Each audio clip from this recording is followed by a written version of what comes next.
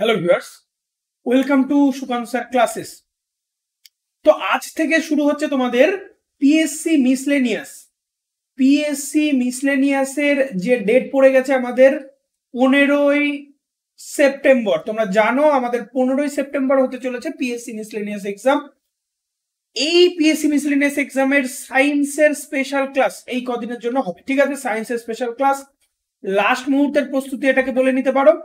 তো 15 দিন বাকি রয়েছে, ঠিক আছে? 15 দিন বাকি আছে এবং যদি খুব ভালো করে অ্যানালাইজ করো দেখতে পাবে যে প্রায় 25টা কোয়েশ্চেন, টোটাল 75টা কোয়েশ্চেন থাকে কিসের ওপর?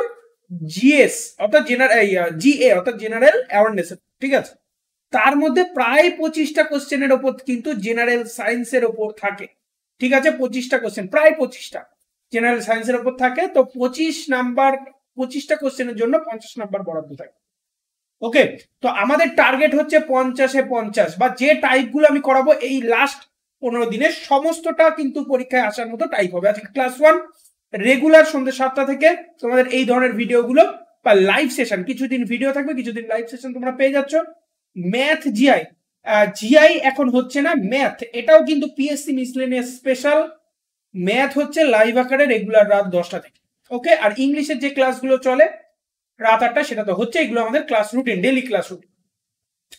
ওকে, চলে আসো আজকের কোয়েশ্চেন নাম্বার 1। আর যারা এখনো আমাদের টেলিগ্রাম চ্যানেলের সঙ্গে জয়েন হওনি অবশ্যই নিচে ডেসক্রিপশনে যাও আর টেলিগ্রাম লিংকের সঙ্গে জয়েন হয়ে যাও সমস্ত ভিডিও পিডিএফ নোটিফিকেশন গুলো পাওয়ার জন্য, ঠিক আছে? তো কোয়েশ্চেন নাম্বার 1, জেট ইঞ্জিনের কার্যনীতির ভিত্তি কি? ঠিক আছে, জেট ইঞ্জিন কিসের উপর ভিত্তি করে কাজ করে? শক্তির নিত্যতা সূত্র, ভরের নিত্যতা সূত্র, রৈখিক ভরবেগের নিত্যতা সূত্র, কৌণিক ভরবেগের নিত্যতা সূত্র। তো দেখো সঠিক উত্তর যারা পারছো কমেন্টে জানাও, ঠিক আছে? ভিডিও পজ করে আগে কমেন্টে জানাও, তারপর উত্তরটা দেখে নাও। তো জেট ইঞ্জিনের কার্যনীতির ভিত্তি হচ্ছে রৈখিক ভরবেগের নিত্যতা সূত্র। রৈখিক ভরবেগের নিত্যতা সূত্র কিরকম ব্যাপারটা দেখো, জেট বিমানের মধ্যে একটি দহন প্রকোষ্ঠ বা কম্বিউশন চেম্বার থাকে, ঠিক আছে? একটা কম্বিউশন চেম্বার থাকে এবং এর পেছন দিকে একটা ছিদ্র থাকে। দহন প্রকোষ্ঠে জ্বালানির দহন ঘটানো হয়, অবশ্যই তাই হয়, দহন প্রকোষ্ঠে জ্বালানিকে জ্বালানো হয়। দহনের ফলে সৃষ্ট গ্যাস প্রচন্ড গতিতে ওই ছিদ্র দিয়ে বেরিয়ে আসতে থাকে। এর ফলে রৈখিক ভরবেগের নিত্যতা সূত্র অনুযায়ী নির্গত গ্যাস প্রবাহের বিপরীত দিকে জেট ইঞ্জিন চলতে থাকে। বুঝতে পারলো? জেট বিমান তুমি দেখতে পারো যে এইরকম ভাবে যখন উঠছে পেছন দিক থেকে প্রচুর পরিমাণে ধোঁয়া বেরোয়।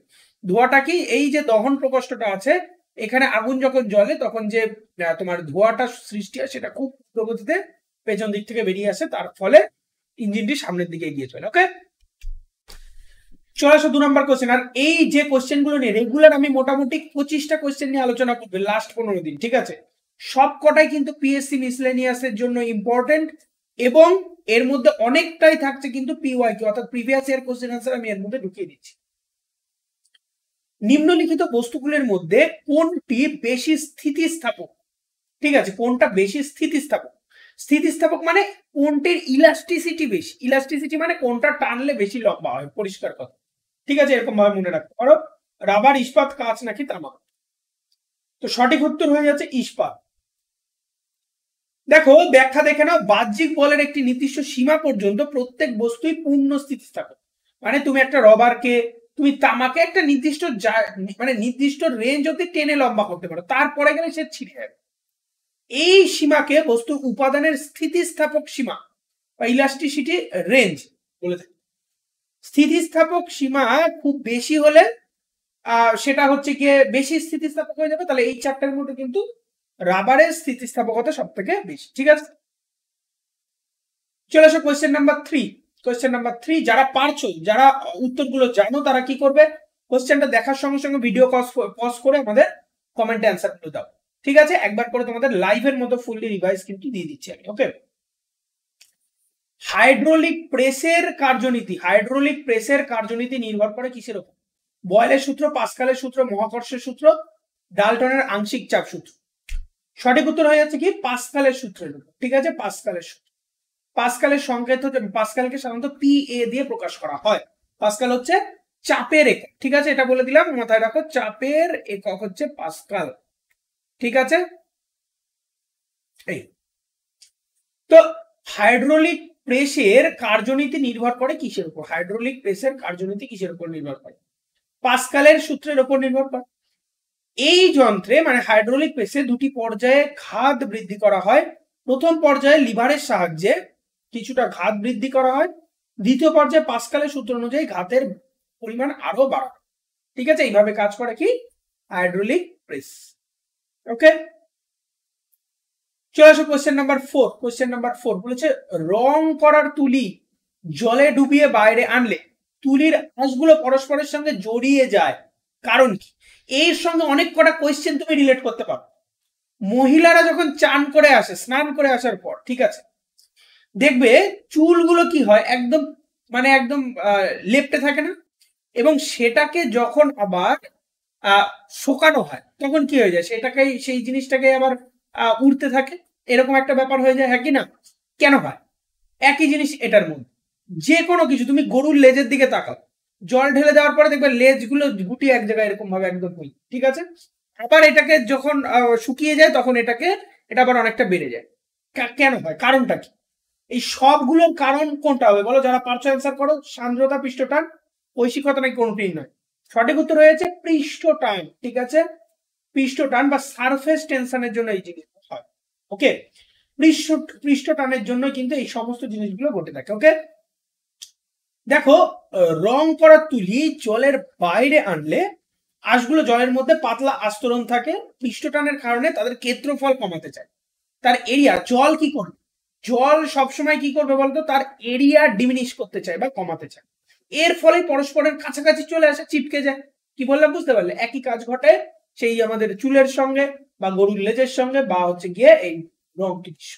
বুঝতে পারলে কি বললাম? হয়ে গেলে চলে আসো কোয়েশ্চেন নাম্বার 5। জলকে 0 ডিগ্রি সেলসিয়াস থেকে 50 ডিগ্রি সেলসিয়াস পর্যন্ত উত্তপ্ত করলে, ঠিক আছে, 0 ডিগ্রি সেলসিয়াস থেকে 50 ডিগ্রি সেলসিয়াস পর্যন্ত উত্তপ্ত করলে জলের ঘনত্ব কি হবে? একই থাকবে, বাড়বে, কমবে, নাকি প্রথমে বাড়বে তারপরে কমবে? জল সম্বন্ধে জলের ব্যতিক্রান্ত প্রসারণ বলে একটা কথা আছে, ঠিক আছে, জলের ব্যতিক্রান্ত প্রসারণ, ঠিক আছে, জলের ব্যতিক্রান্ত প্রসারণ। বুঝতে পারলে? জলের ব্যতিক্রান্ত প্রসারণ বিষয়টা কি? জলের ব্যতিক্রান্ত প্রসারণ হচ্ছে এইখানে উত্তপ্ত করলে জলের ঘনত্ব প্রথমে বাড়বে তারপরে কমবে, মানে 0 থেকে 4 ডিগ্রি অবধি। সাধারণত আমরা কি জানি, যখনই তাপ দেওয়া হয় তখনই ঘনত্ব কমে যায়, কিন্তু জলের ক্ষেত্রে 1 2 3 4, এটা যদি 4 ডিগ্রি হয় তাহলে এই অবধি কি হবে? বাড়বে, তারপর থেকে সেটা, বুঝতে পারলে কি বললাম? জলের ক্ষেত্রে উল্টো হয়, এই কারণে এই পদ্ধতিটাকে বলা হয় জলের ব্যতিক্রান্ত প্রসারণ। Okay, calorie per gram degree Celsius কোন রাশির একক? দেখো এই পরীক্ষাগুলোতে মিসলেনিয়াস এক্সামে, ঠিক আছে, মিসলেনিয়াস এক্সামে কিন্তু আমাদের ফিজিক্স বা ভৌতবিজ্ঞান, তুমি বলতে পারো ভৌতবিজ্ঞান এর ওপর, এই যে ভৌতবিজ্ঞানের ওপর এই যে একক ও মাত্রা, ঠিক আছে, একক ও মাত্রা, এই জায়গা থেকে কিন্তু একটা কোশ্চেন দেয়নি। বোঝা গেল? এটা খুব ভালো করে পড়ে নিতে হবে, ঠিক আছে। আর এই 15 দিনের স্ট্র্যাটেজির ভিডিও আমি কিন্তু করে দিয়েছি আজকে, অর্থাৎ 2 তারিখে এই জিনিসটা তোমরা পেয়ে যাচ্ছ। এই ভিডিও তোমরা জয়েন করেছো আমাদের টেলিগ্রামের সঙ্গে, ঠিক আছে, টেলিগ্রামের মধ্যে আমি সমস্তটা দিয়ে দিচ্ছি।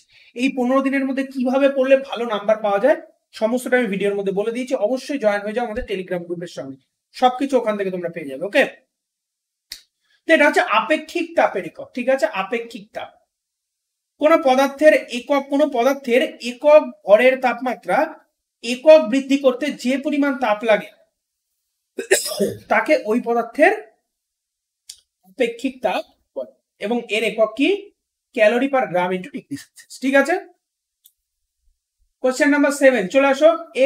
একটি সেকেন্ড দোলকের দোলনকাল 1 second, 2 second, half second, 4 second. দোলনকাল কত হয়ে যাবে? 2 সেকেন্ড। সেকেন্ড দোলক বলতে কি, দেখো পেন্ডুলামকে যদি তুমি এখান থেকে ছাড়ো তাহলে এই যাবে আবার ফিরে আসবে, এইটাকে বলা হয় একটা পূর্ণ দোলন, ঠিক আছে, গেল আবার ফিরে আসবে। তাহলে সেকেন্ড দোলক মানে কি? 1 সেকেন্ডে যাচ্ছে 1 সেকেন্ডে ফিরছে, তাহলে পূর্ণ দোলন কত হয়ে যাচ্ছে? 2 সেকেন্ড হয়ে যাচ্ছে, ঠিক আছে। 8 নাম্বার কোশ্চেনে চলে আসো। একটি রশ্মি কোন প্রতিফলনের সঙ্গে 50 ডিগ্রি, কোন প্রতিফলনের সঙ্গে 50 ডিগ্রি কোণে আপতিত যদি হয় তাহলে চ্যুতি কত হবে? চ্যুতি কত হবে, তাহলে চ্যুতি কোণের রাশিমালা আমাদের জানতে হবে। ঠিক আছে, চ্যুতি কোণের রাশিমালাটা আমাদের কিরকম আসছে, এই যে কোন রশ্মির চ্যুতি ইজ ইকুয়াল টু ফর্মুলাটা হয়ে যায় 180 ডিগ্রি মাইনাস, এই যে মাইনাস আমাদের কি হয়ে যাচ্ছে, এই যে যদি এখানে কি বলে দিয়েছে দেখো আপতিত হয়, মানে আপতন কোণটা বলে দিয়েছে, ভালো করে বোঝো। আপতিত হয় কত ডিগ্রিতে, 50 ডিগ্রিতে। তাহলে তাই যদি হয় আপতন কোণ আর প্রতিফলন কোণ সর্বদা কত ডিগ্রিতে থাকে, 90 ডিগ্রিতে থাকে। তাহলে আপতন কোণ যদি হয় তাহলে প্রতিফলন কোণ কত হয়ে যাবে, প্রতিফলন কোণ হয়ে যাবে হচ্ছে 40 ডিগ্রি হয়ে যাবে, হ্যাঁ কি না? প্রতিফলন কোণ হয়ে যাবে 40 ডিগ্রি। কি করে 90 থেকে বাদ দাও, তাহলে আগে তোমাকে প্রতিফলন কোণ বের করে নিতে হবে, আগে প্রতিফলন কোণ বের করে নিতে হবে। এবার তাহলে চ্যুতি কোণের রাশিমালাটা কি হয়ে যাবে, 180 ডিগ্রি মাইনাস 2 ইন্টু প্রতিফলন কোণ, দ্যাট ইজ 100 ডিগ্রি। তোমার উত্তর বেরিয়ে গেল। ঠিক আছে, খুব ভালো করে মাথায় রাখো, খুব আসে পরীক্ষায়। ঠিক আছে, পিএসসি পরীক্ষার জন্য একদম মোক্ষম কোশ্চেন এগুলি। ঠিক আছে, 100 ডিগ্রি হয়ে যাচ্ছে। ওকে, চলে আসো 9 নাম্বার কোশ্চেন, কোশ্চেন নাম্বার 9 বলেছে আয়নার প্রলেপ দিতে ব্যবহার করা হয় কি, বেনজিন, ইউরিয়া, গ্লুকোজ, ভিনিগার। আয়নায় প্রলেপ দিতে কি ব্যবহার করা হয়? ঠিক আছে, আয়নার প্রলেপ দিতে কি ব্যবহার করা হয়, বলো কি ব্যবহার করা হবে আয়নার প্রলেপ? এখানে কি কি বলেছে, আয়নার প্রলেপ দিতে কোনটি ব্যবহার করা হয়? আয়নার প্রলেপ দিতে গ্লুকোজ ব্যবহার করা হয়, গ্লুকোজ না, এটা গ্লুকোজ হবে, গ্লুকোজ ব্যবহার করা হয়। কারণ কি, আয়নায় রূপোর প্রলেপ দিতে গ্লুকোজ ব্যবহার করা হয়, কারণ গ্লুকোজ সিলভার আয়নাকে বিজারিত করে সিলভার নাইট্রেটে পরিণত করে। ঠিক আছে, ফলে এর উজ্জ্বলতা বৃদ্ধি পায়, এই জন্য গ্লুকোজ ব্যবহার করা। ঠিক আছে, চলে আসো 10 নাম্বার কোশ্চেন, একদম সোজা কোশ্চেন দেখা যাচ্ছে। টেবিল সল্ট, টেবিল সল্ট যার নাম হচ্ছে বা কমন সল্টও বলা হয়, যার সংকেত NaCl, এর রাসায়নিক নাম কি বলো, বলো তাড়াতাড়ি বলো। Na বলতে কি সোডিয়াম, আর ক্লোরিন বলতে কি বলো, Cl বলতে ক্লোরিন, তার মানে দুটো একসঙ্গে মিশে কি তৈরি হয়, সোডিয়াম ক্লোরাইড বা NaCl বা খাদ্য লবণ বা কমন সল্ট বা টেবিল সল্ট, সবগুলোর কিন্তু একই নাম। ওকে, চলো পরের question, question number 11, question number 11। ঠিক আছে, কোশ্চেন নাম্বার 11 আমাদের কি বলেছে দেখো, বলেছে অ্যাকোয়া ফর্টিস, অ্যাকোয়া ফর্টিস বলা হয় কাকে? H2SO4, HCl, HCl বলতে hydrochloric acid, HBr hydrogen bromide, HNO3 ঠিক আছে নাইট্রিক অ্যাসিড। তো সঠিক উত্তর আমাদের কি হয়ে যাচ্ছে বলো, HNO3 বা নাইট্রিক অ্যাসিড। নাইট্রিক অ্যাসিডের আরেক নাম হচ্ছে অ্যাকোয়া ফর্টিস, খুব ইম্পর্টেন্ট, মনে রাখতে হবে। ঠিক আছে, অ্যাকোয়া ফর্টিস এর নাম হচ্ছে কি বলো, নাইট্রিক অ্যাসিড। ঠিক আছে, হয়ে গেলে পরের কোশ্চেনটা চলে আসো, কোশ্চেন নাম্বার 12। সবাইকে বলছি ভিডিওর অ্যান্সার গুলো করো কমেন্ট। ওকে, গ্রাফাইট বিদ্যুতের সুপরিবাহী কারণ কি? গ্রাফাইট বিদ্যুতের সুপরিবাহী, তার কারণ কি? এতে মুক্ত ইলেকট্রন আছে, কার্বন কার্বন সিগমা বন্ড গঠন করে, যোগ্যতাকারী ইলেকট্রন আছে, কোনোটি নয়। সঠিক উত্তর আমাদের কি হয়েছে, মুক্ত ইলেকট্রন আছে গ্রাফাইটের মধ্যে, এই জন্য এটা বিদ্যুৎ পরিবহন করে। ঠিক আছে, গ্রাফাইট হচ্ছে একমাত্র অধাতু, ঠিক আছে, যে তড়িৎ পরিবহন করে, খুব ভালো করে মাথায় রাখো, যে তড়িৎ পরিবহন করে। ঠিক আছে, গ্রাফাইট হচ্ছে একমাত্র অধাতু যে তড়িৎ পরিবহন করবে। এখানে কি আছে বলো, মুক্ত ইলেকট্রন আছে এখানে। ঠিক আছে, এখানে গ্রাফাইট হলো কার্বনের একটা রূপভেদ। গ্রাফাইটে প্রত্যেকটি কার্বনের মধ্যে যোজক ইলেকট্রনের মধ্যে ইলেকট্রনগুলি মুক্ত অবস্থায় পাওয়া যায়, এবং এই মুক্ত ইলেকট্রনই কারেন্ট বা ইলেকট্রন প্রোভাইড মানে পরিবহন করে থাকে। ওকে, হয়ে গেলে কোশ্চেন নাম্বার 13, চলে আসো কোশ্চেন নাম্বার 13। বলেছে পিভিসি এর পুরো নাম কি? পিভিসি এর পুরো নাম কি? Polyvinyl chloride, polyvinyl chloride, polyvinyl carbonate chloride, phosphovinyl chloride, polyvinyl crystal. সঠিক উত্তর হয়ে যাচ্ছে কি পিভিসি, অর্থাৎ পলিভিনাইল ক্লোরাইড। পিভিসি দিয়ে কিন্তু প্রচুর কাজ হয়। ঠিক আছে, বিভিন্ন জলের ট্যাঙ্ক, যেগুলো শক্ত শক্ত জলের ট্যাঙ্ক তৈরি হয় প্লাস্টিকের মতো হয়, সেগুলো কিন্তু সব পিভিসি।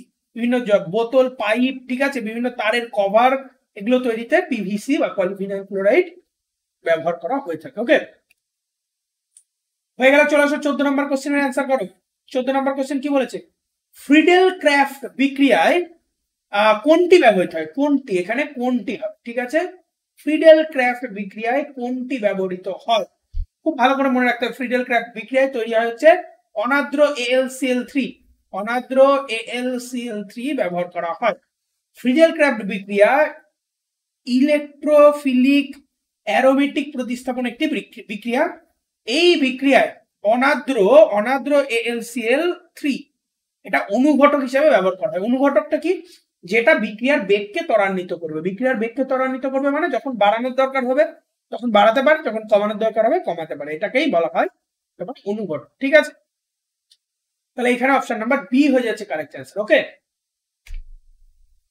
অনুঘটক রাসায়নিক বিক্রিয়া একটু আগেই বললাম। অনুঘটক কি কাজ করে? দেখো ঘটক কি কাজ করে, বিয়ে ঠিক করে দেয় না ঘটক, ঠিক আছে, কিন্তু নিজে তো বিয়ে করে না। তাহলে অনুঘটক হচ্ছে এমন একটা জিনিস যেটা রাসায়নিক বিক্রিয়ার বেগকে ত্বরান্বিত করবে, বাড়াতে পারে বা কমাতে পারে যখন যেরকম দরকার, ঠিক আছে, কিন্তু নিজে বিক্রিয়ার শেষে অপরিবর্তিত থাকে, তাকে অনুঘটক বলা হয়। তাহলে এটা কি করবে? বিক্রিয়ার বেগকে প্রভাবিত করবে। প্রভাবিত মানে কি? বাড়াতে পারে বা কমাতে পারে। ওকে, 16 নম্বর কোশ্চেন অ্যান্সার দাও। গ্যাসোলিন, খুব ইম্পর্টেন্ট একটা কোশ্চেন, বহুবার পরীক্ষায় আসা। গ্যাসোলিন কি জিনিস, কাকে বলা হয় গ্যাসোলিন? গ্যাসোলিন হচ্ছে পেট্রোলকে বলা হয় গ্যাসোলিন। ওকে, অপশন নাম্বার বি হয়ে যাচ্ছে কারেক্ট অ্যান্সার। তোমার হচ্ছে গিয়ে পেট্রোলিয়ামকে কি বলা হয় বা পেট্রোলকে বলা হয় গ্যাসোলিন। পেট্রোলিয়ামের ফ্র্যাকশনাল ডিস্টিলেশন করে গ্যাসোলিন তৈরি করা হয়। ঠিক আছে, ইন্টারনাল কম্বিউশন ইঞ্জিনে জ্বালানি হিসাবে কিন্তু এই গ্যাসোলিন ব্যবহার করা হয়ে থাকে। ঠিক আছে, 17 নম্বর কোশ্চেনে চলে আসি। কোশ্চেন নাম্বার 17 বলেছে অ্যালকোহল পান করলে শরীরে কোন অংশ ক্ষতিগ্রস্ত হয়? স্বাভাবিকভাবে দেখতে গেলে তো সবই ক্ষতিগ্রস্ত হবে এক এক করে, কিন্তু মেজরলি কোন অংশ ক্ষতিগ্রস্ত হয়?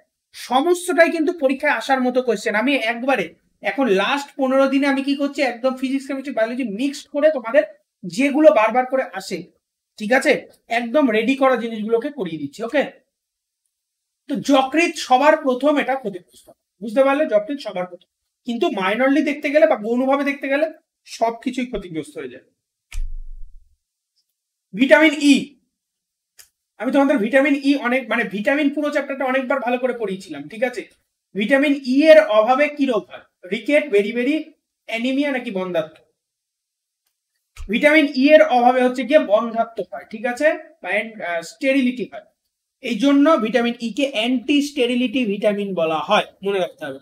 ঠিক আছে, ভিটামিন ডি এর অভাবে কিন্তু রিকেট রোগ হয়, বারবার আসে পরীক্ষায়। ভিটামিন বি1 এর অভাবে বেরিবেরি হয়, এবং ভিটামিন কে এর অভাবে অ্যানিমিয়া হয় বা পার্নিয়াসিস অ্যানিমিয়া হয়, এগুলো সমস্তটাই হয়ে থাকে। ঠিক আছে, চলে আসো পরের কোশ্চেনটায়। পেসমেকার আসলে কি? Pacemaker, pacemaker AV node, Purkinje তন্ত্র, এসএ নোড। এভি নোড হচ্ছে অ্যাড্রিনোভেন্ট্রিকুলার নোড, এসএ নোড হচ্ছে sinoatrial node, Purkinje fibre কোথায় থাকে? এই তিনটে জিনিস আমাদের হৃৎপিণ্ডে থাকে। ঠিক আছে, আমি তোমাদের এর মধ্যে খুব তাড়াতাড়ি এর মধ্যে কি করব, হৃৎপিণ্ডের গঠন প্রণালী, ঠিক আছে, হৃৎপিণ্ডের গঠন প্রণালীটা পুরোটা বুঝতে পারলে? হৃৎপিণ্ডের গঠন প্রণালী পুরোটা আমি পড়িয়ে দেবো, বুঝতে পারলে কি বললাম? তো সেখানে এই এসএ নোড এভি নোডকে পুরো সম্পূর্ণভাবে করে দেবো। যা জয়েন হওনি এখনো টেলিগ্রামের সঙ্গে আগে জয়েন হয়ে যাও। ওকে, নিচে ডেসক্রিপশনে দেখো দিয়ে দেওয়া হয়েছে লিঙ্ক। ঠিক আছে, এটা হচ্ছে একটা কৃত্রিম এসএ নোড বা সায়ানো আর্ট্রিভিউয়াল নোড। এ কি কাজ করে তুমি এরকম ধরে রাখতে পারো যে এ হচ্ছে কি কাজ করে, যেমন হৃৎপিণ্ডের মধ্যে সিস্টোল ডায়াস্টোল হয় না? হৃৎপিণ্ডের মধ্যে আমাদের সিস্টোল ডায়াস্টোল তো হয়, ঠিক আছে, এই অলিন্দ নিলয় যদি হয় তো হৃৎপিণ্ডের মধ্যে কিন্তু সিস্টোল ডায়াস্টোল এই ব্যাপারগুলো হয়। তো এসএ নোড মোটামুটি এরকম জায়গায় থাকে। কি কাজ করে বলতো? ধরো তোমাকে কেউ ধরো যদি থাবড়ায় সারা জীবন, এসএ নোডের কাজ শুরু হয় একদম জন্মের সঙ্গে সঙ্গে এবং মরার সময় এসএ নোডের কাজ শেষ হয়। এবং এ কি কাজ করে? এ স্পার্ক তৈরি করে, ঠিক আছে, স্পার্ক তৈরি করে, এবং স্পার্ক তৈরির জন্যই রক্তটা ঠিকঠাক ভাবে এক জায়গা থেকে এক জায়গায়, অলিন্দ নিলয় থেকে সেখান থেকে ফুসফুসে যাচ্ছে আবার ফিরে আসছে, এই পুরো বিষয়টা এর উপর নির্ভরশীল। এ উল্টোপাল্টা কাজ করলে কিন্তু পুরো সিস্টেমটাই উল্টোপাল্টা হয়ে যায়। ঠিক আছে, এই জন্য পেসমেকার লাগানো হয় যদি এই এসএ নোডের কর্মক্ষমতা কমে যায় বা উল্টোপাল্টা হয় বা নষ্ট হয়। ফানি বোন কি? ফানি বোন কি? ফানি বোন হচ্ছে একটি স্নায়ু। ঠিক আছে, এটা হয়ে যাচ্ছে একটি স্নায়ু। ব্যাখ্যা দেখো, পুরুয়ের নিচের অংশে অবস্থিত আলনার স্নায়ুকে ফানি বোন বলা হয়। এটিতে হালকা আঘাত করলে খুব দ্রুত ব্যথা লাগে, এই জন্য এটাকে বলা হয় ফানি বোন। ঠিক আছে, অনেকেই কনুইতে এই জিনিসটা করে ফেলেছে। হ্যাঁ, কনুইয়ের মধ্যে কনুইটা ভাঁজ করে নিয়ে দেখো, আপনি হাতটা নিয়ে একটুখানি টানাটানি করো, ঠিক আছে, চিপে ধরে, তো এই জিনিসটা বুঝতে পারা যায়। ঠিক আছে, চলে আসো 21 নাম্বার কোশ্চেন। সালোক সংশ্লেষ হিল বিকারক কোনটি? কোনটি হবে? ঠিক আছে, এটা সালোক সংশ্লেষে হিল বিকারক কোনটি? ATP, NADP, আইআরডিপি, NADPH. সঠিক উত্তর হচ্ছে এনএডিপি। এনএডিপি হচ্ছে সালোক সংশ্লেষ বিক্রিয়ায় যেসব জারক বস্তু ব্যবহৃত হয় তাদের মধ্যে হিল, তাদেরকে বলা হয় হিল বিকারক। এনএডিপি হলো এই বিকারক হিসাবে কাজ করে। ওকে, পরেরটার উত্তর দাও। 22 নাম্বার কোশ্চেন বলেছে উদ্ভিদের ফ্লোয়েম কলা কি কাজ করে? ফ্লোয়েম কি কাজ করে? জাইলেম কি কাজ করে আর ফ্লোয়েম কি কাজ করে আমরা বলে দিচ্ছি। জাইলেম কি কাজ করে? উদ্ভিদের মূল দ্বারা যে জল খনিজ পদার্থ শোষিত হচ্ছে সেটা কি হয়? সেটা হচ্ছে গিয়ে পাতায় পৌঁছায়, এবং পাতায় যে গ্লুকোজ জাতীয় খাদ্য তৈরি হলো সেটা এই ফ্লোয়েমের মাধ্যমে, ঠিক আছে, সেটা এই ফ্লোয়েমের মাধ্যমে বিভিন্ন কোষে কোষে চলে যায়। বুঝতে পারলে কি বললাম? তাহলে এটা কি কাজ করে? খাদ্য পরিবহন। ঠিক আছে, খাদ্য পরিবহন করা। অর্থাৎ খাদ্য বলতে কিন্তু এখানে গ্লুকোজ জাতীয় খাদ্যের কথাই বলা হয়েছে। ঠিক আছে, উদ্ভিদের পাতায় প্রথম প্রাথমিকভাবে গ্লুকোজ জাতীয় খাদ্য তৈরি হয় সেটা। জাইলেম হচ্ছে উল্টোটা যায়, মানে মূল দ্বারা শোষিত জল ওই পিঠা অবধি নিয়ে যায়। ওকে, মানুষের চামড়া তৈরি হয় কি দ্বারা? মানুষের চামড়া কি দ্বারা তৈরি? মানুষের চামড়া তৈরি হয় কি? এপিডার্মাল কোষ দিয়ে মানুষের চামড়া তৈরি হয়। ঠিক আছে, এপিডার্মাল কোষ দিয়ে মানুষের চামড়া তৈরি। ঠিক আছে, 624 নম্বর কোশ্চেন, যারা পারছো অ্যান্সার করো। বলেছে কোন উৎসেচক ডিএনএ কে ধ্বংস করে? কোন উৎসেচক ডিএনএ কে ধ্বংস করে? DNA polymerase, DNA ligase, primase আর ডিএনএ সেল। তো সঠিক উত্তর হয়ে আছে কি? DNA AC. ডিএনএ এসি এটা কি কাজ করছে? ডিএনএ অণুকে ধ্বংস করতে সাহায্য করে। বোঝা গেল কি বললাম? তো আজকে এই পর্যন্ত 24টাই কোশ্চেন রয়েছে। রেগুলার 7 PM থেকে আমাদের ভিডিও বা লাইভ আকারে তোমাদের এইগুলো করানো হবে পুরো টানা 14 তারিখ পর্যন্ত। 14 তারিখ পর্যন্ত এবং 15 তারিখ পরীক্ষা দিয়ে আসার পরে অ্যানালিসিস আমি করব। ঠিক আছে, দেখতে থাকো আর আমাদের সঙ্গে জয়েন থাকো রেগুলার। এর সঙ্গে সঙ্গে 10 PM এ অবশ্যই জয়েন থাকতে হবে ম্যাথামেটিক্স লাইভ সেশনের জন্য। ঠিক আছে, ভালো লাগলে সাবস্ক্রাইব, লাইক, কমেন্ট এবং শেয়ার করো। আর কোয়ারি থাকলে অবশ্যই কমেন্ট করো। ঠিক আছে, আর যারা এখনো আমাদের টেলিগ্রামের সঙ্গে জয়েন হওনি নিচে ডেসক্রিপশনে যাও আর টেলিগ্রাম লিংকের সঙ্গে জয়েন হয়ে যাও। সমস্ত ভিডিও পিডিএফ নোটিফিকেশন গুলো কিন্তু এখানে প্রোভাইড করে দাও। ওকে, চলো দেখা হচ্ছে আবার কালকের ভিডিওতে বা কালকের লাইভ। আর তার আগে আজকে রাত 10টায় ম্যাথামেটিক্সের লাইভ আছে। ওকে, চলো।